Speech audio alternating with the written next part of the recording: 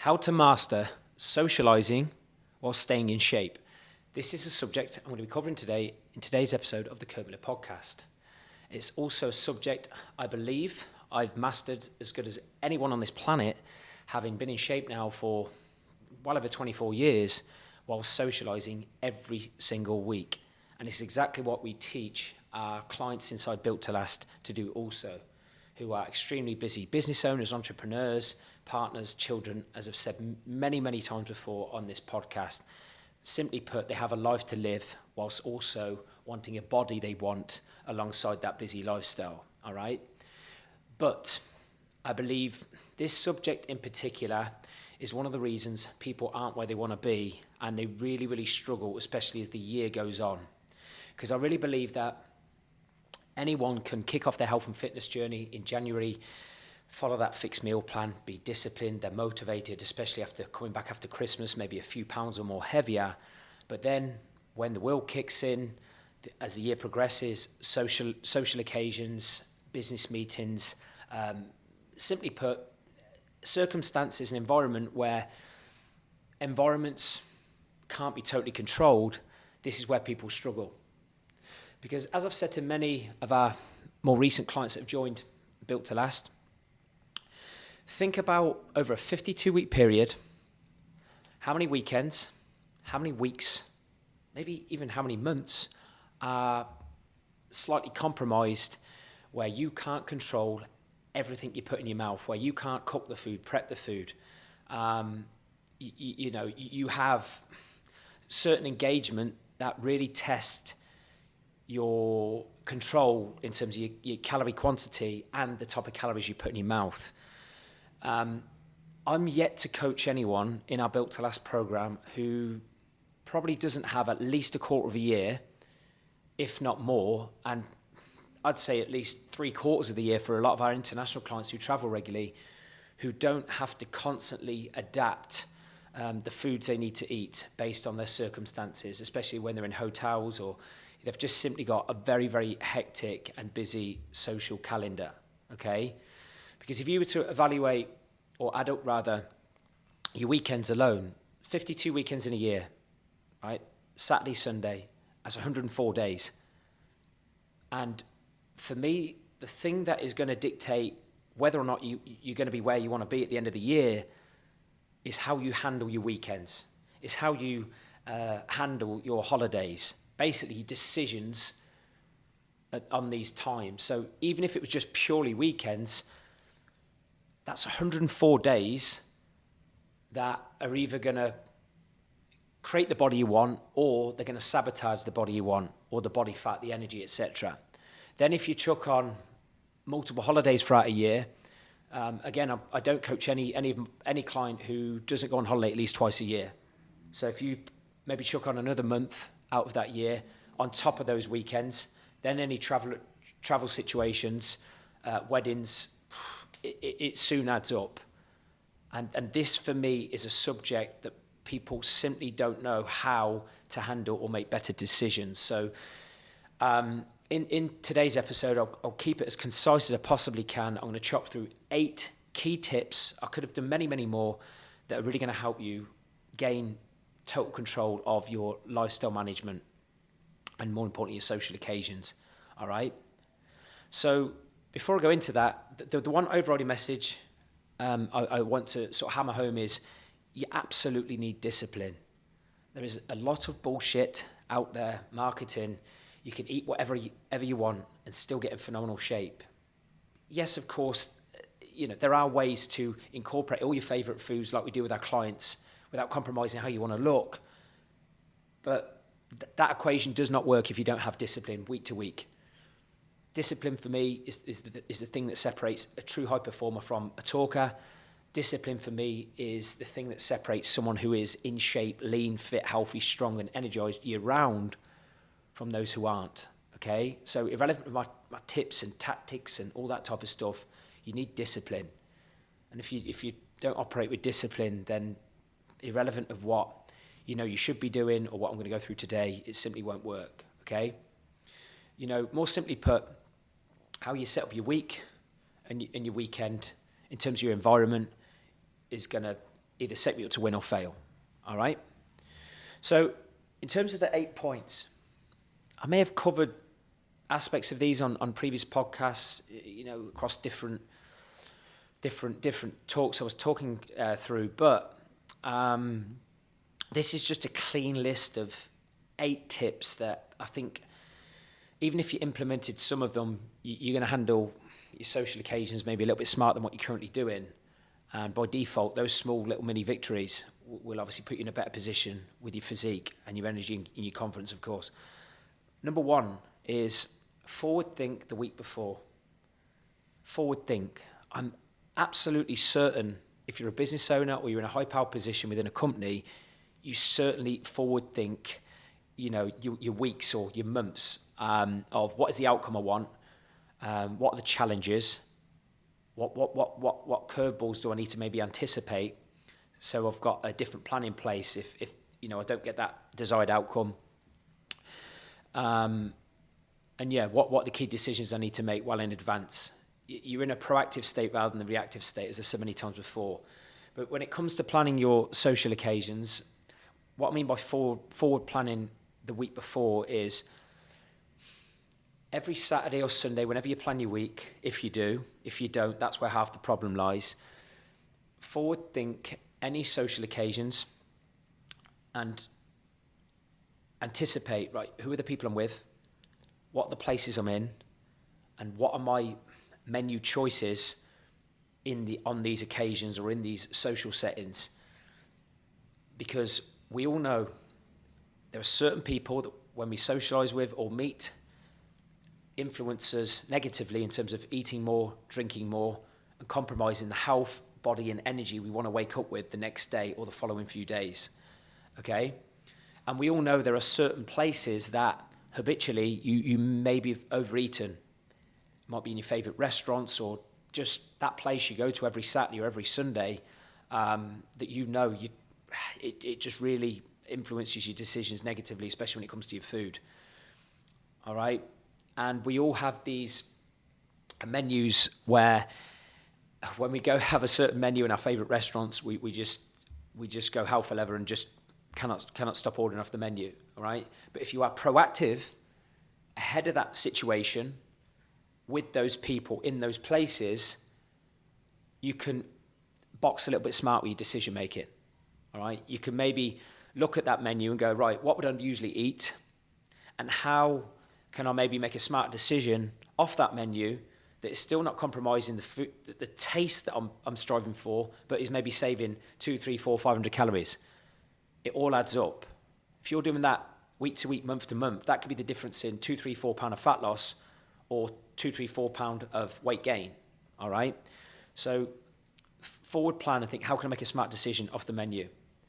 And then when it comes to forward planning people and places, more so people, if you are spending time or meeting someone that in the past that you just tend to get sucked into poor choices and sloppy behaviour, how can you pre-frame a conversation where if you can't avoid meeting that person, you just preempt a conversation in your mind that when they may call you boring for not drinking alcohol or having a dessert, you can just be forthright with your conversation and say, listen, I've got a goal at the minute and I don't want to compromise that. And I'm not drinking tonight, or I'm not having that second dessert, or I'm not having desserts tonight. I'm good. Any true friend or anyone who's got a bit about them shouldn't give a shit what you're eating, what you're drinking. Because if you cave to that, you're fulfilling their feelings, and no doubt there's an element of insecurity there at the expense of your own feelings and emotions, like not just in that moment, but the following day. All right? So be strong with your choices and never go into a week not having forward thought the week before. And I strongly advise you do this on a Saturday so you can relax the rest of the weekend. Where you're going to eat, where you're going to socialise, what you're going to choose. And then you can obviously manipulate your calories and stuff around that, as I'll come on to in a second. Number 2.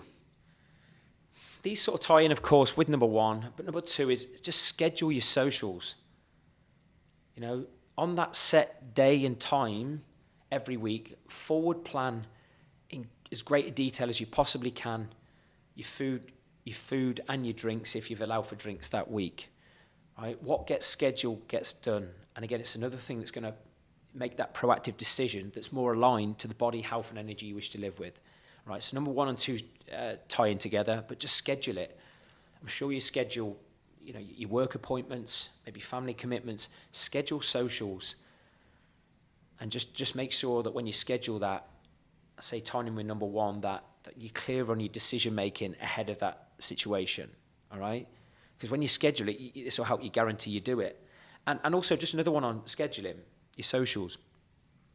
If you find that when you're scheduling and planning your weeks and you're scheduling these socials, that there are enormous amounts of social occasions and you're really trying to get a grip on your food management, maybe your alcohol management, maybe evaluate if that calendar's filling up with monumental amount of social occasions.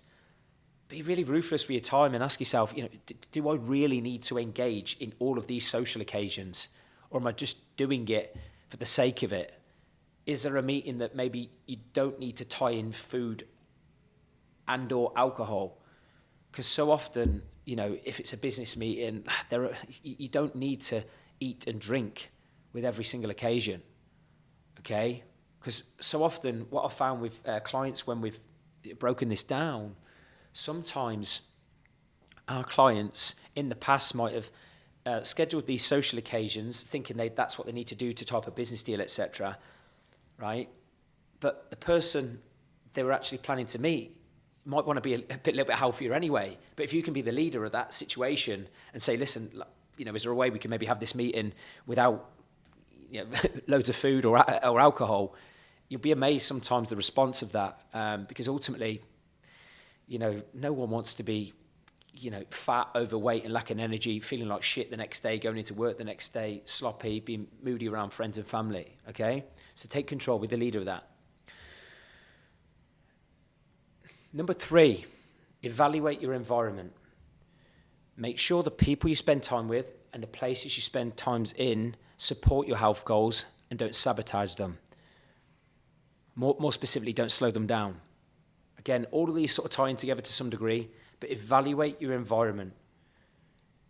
I'm absolutely ruthless with the people I spend my time with. Okay? I know if I was spending time with people who didn't value health at all, one, the conversation's probably going to, not be too enthralling, and deep down that person's probably doesn't share the same values as me, so we've probably done each other a favour in not spending time with each other. Life isn't all about health, I get that, and you need to do things, especially when it comes to business, that aren't always, with your favourite people. But over a period of months, and especially over a calendar year, you have a choice with who you want to spend your social time with. And if you find that you're spending time with people who contradict the health and the body and energy you want to live with, really ruthlessly evaluate how you can spend less time with these people and maybe upgrade your friendship circles. Because again, who you're around you become. I've said this many, many times before. You spend time with healthy people, energized people, high performance people, you're more likely to be that person. And again, I'm not going to patronize you. If you're a business owner, entrepreneur, listen to this. You've got those traits within you anyway. But if you are looking at your body in the mirror right now and you're not as lean as you want to be, you're not as energized as you want to be, you're not as confident internally as maybe what you present externally in business meetings, etc., then we've got work to do. And what's going to help you do that is surrounding yourself with people who are healthier than you, leaner than you, maybe a little bit more confident than you. Okay, because you'll step up just like you've done many, many times before, I'm sure, in business. Number 4, optimize your environment. You notice I've used environment twice here, but more specifically, do one thing, commit to one thing every single week that's going to help you think, eat, and perform better than the week before. So maybe when you're planning your week, you're just recharging at the weekend and you sort of decision making for the following week. Make sure that when you go into that following week, there is something you are going to do during the week and during the weekend that is an upgrade on your previous decisions the week before that is going to help you think, eat, and perform better. And notice how good that feels when you then follow through on that the following week.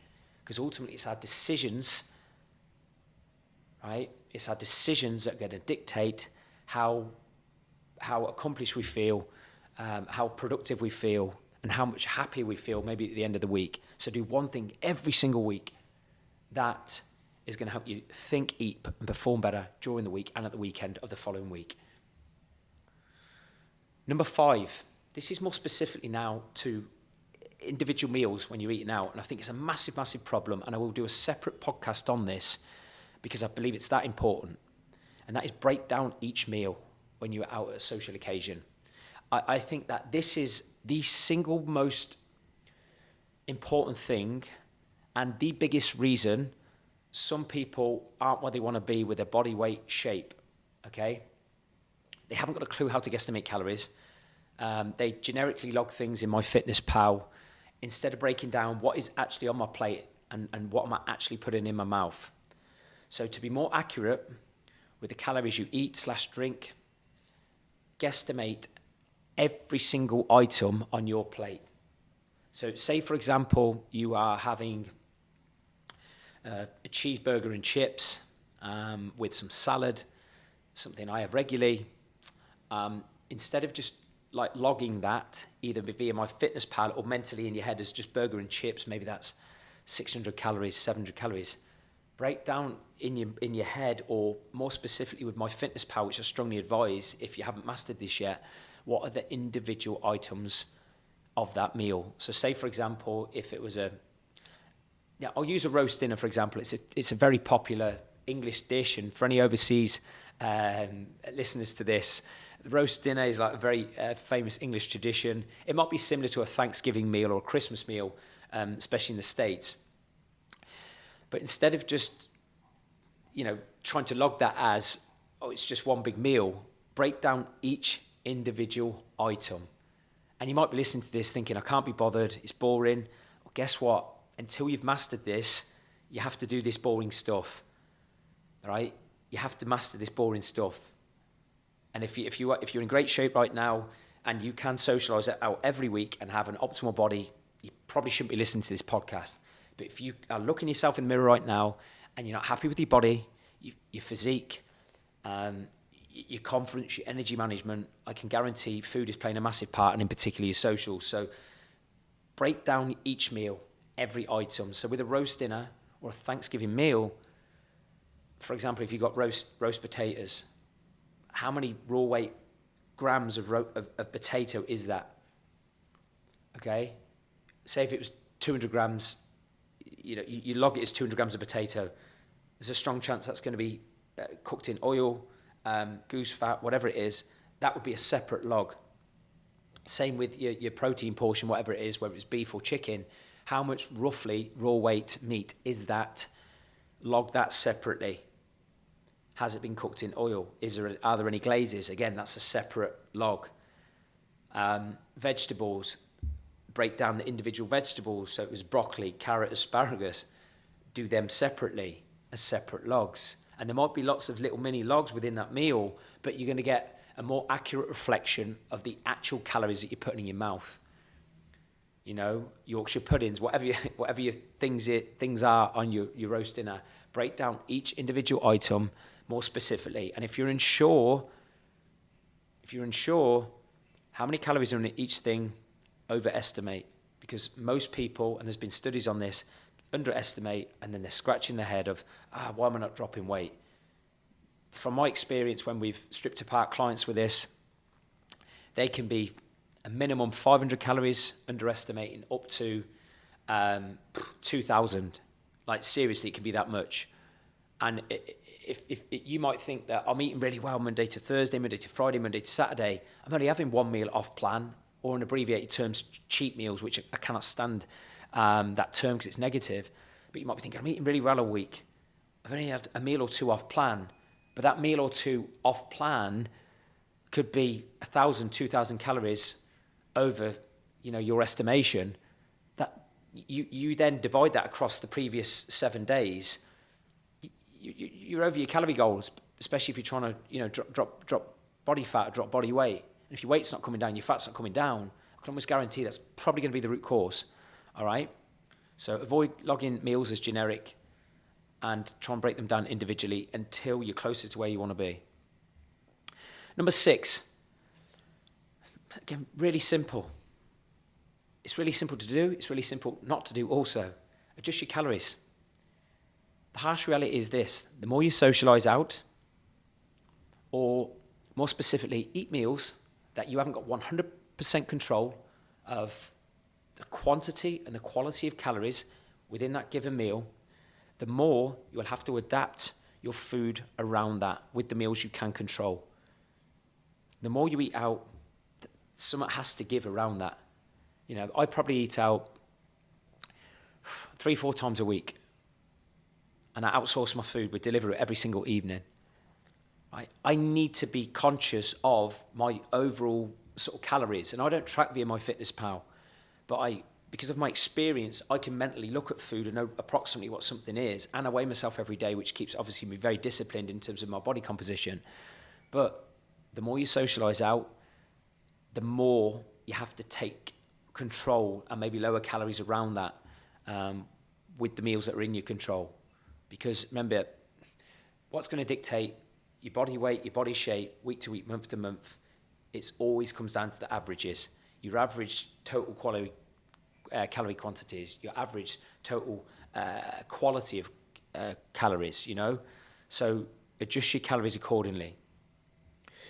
Number 7, again, I've sort of covered this in the other points, but just to hammer home this point, if you are unsure how many calories something is when you're eating out, or you're at a friend's house, or any occasion where you haven't been in control of the quantity and the quality of calories, overestimate calories by at least 20%. Every time you eat out, there's likely to be hidden oils, sauces, glazes, etc., that you can't see, and it's the calories you can't see that you forget to log and that can equate.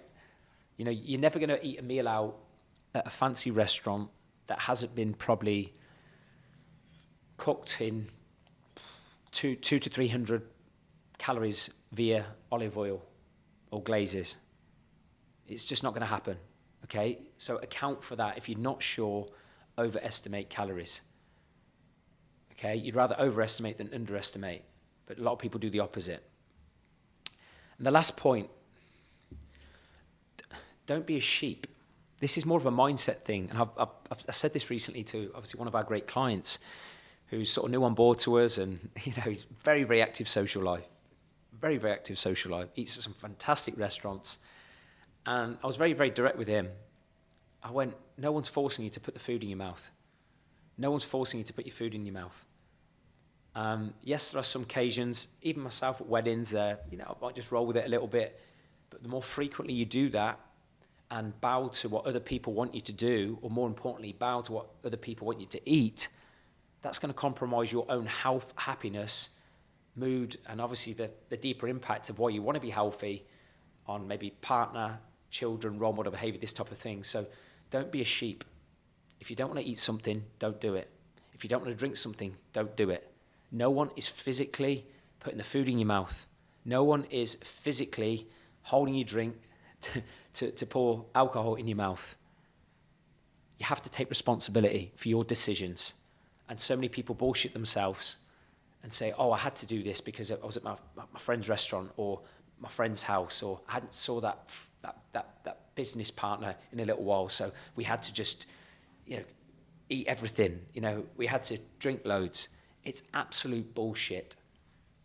Absolute bullshit. We've had many clients who've had very, very hectic and full-on social calendars. One of my clients, Mustafa, he won our Captain of the Client of the Year last year. This was a man who's on 300 planes a year, socialises regularly, has business meetings multiple times a week. He was someone who previously, because it was just what people did, would have a glass of wine or two pretty much every networking meeting or business meeting, but it was compromising his health, his energy, his happiness. Even, his body was inflamed, he struggled with lower back, etc. All the planes, obviously alcohol, sleep deprivation doesn't help this, but what doesn't help you sleep is eating shit and drinking too frequently, okay? But now he's flipped that on his head, as have many of our clients. Still socialise, they have a glass of wine or two from time to time, but if he doesn't want to do something, he'll just politely tell whoever's in his company he's not going to do it. And a great question that Mustafa uses is when someone says to him, "Oh, why are you not drinking?" He flips the question back on them and says, "Why are you drinking?" Because ultimately every behaviour we do is because we're chasing a feeling of what we believe that behaviour is going to give us. So don't do something if you think this is going to compromise how I feel and want to feel, not just in that moment, but the next day. And you'll know when you've made these decisions because you wake up feeling guilty, shitty, and you scratch your head going, "Oh, I wish I didn't do that." Don't do it. So don't be a sheep. If you're a leader, okay, I'm sure at some point you've had to be forthright with decisions in business where some people wanted you to make a certain decision that wasn't aligned with what you knew was the best outcome for that business, the vision, the targets, and you would have said, "No, that isn't right. I'm going to do this decision," and it's paid off. So do exactly the same when it comes to your body. Notice how much happier you feel. Okay? Look, we're not robots here. All of us let loose at times. I certainly do. Sometimes I do just say, "Fuck it, I'm going to have a great night. I'm going to have more food than usual, maybe some drinks." But I've done it because I wanted to do it. But the more frequently you be that sheep that just does things because other people want to do it, then the more you're just going to blend into that lifestyle. And you'll get to the end of the year, fuck, I wish I didn't do that as much because I'd feel happier and healthier and all that type of stuff. So don't be a sheep, be disciplined and control your decisions. If you want to do it because you want to, not because no one else, not because of someone else's feelings. Okay?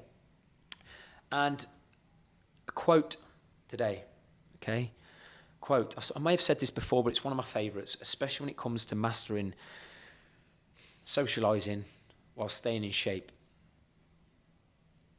Have fun socially, but never at the expense of how you want to look, feel, or perform the week after.